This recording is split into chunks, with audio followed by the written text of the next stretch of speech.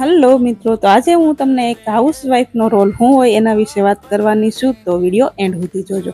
તો આજકાલના જમાનામાં છે ને, ઘર સંભાળવું ને એ એક જૂની વિચારધારા લાગે છે બધાને, પણ એવું કેમ? થોડું વિચારો, જો એક દિવસ મશીન બંધ થઈ જાય ને તો આખી ફેક્ટરી બંધ થઈ જાય છે. એ જ રીતે એક હાઉસવાઈફ ઘર કામ કરવાનું બંધ કરી દે ને તો આખું ઘર વેર વિખેર થઈ જાય છે. ને અમારી કોઈ ઓફિસ નહીં હોતી, 4 દિવાલોની અંદર જ અમારી ઓફિસ હોય છે. અમારી ફાઇલ રસોડાના ડબ્બામાં હોય છે.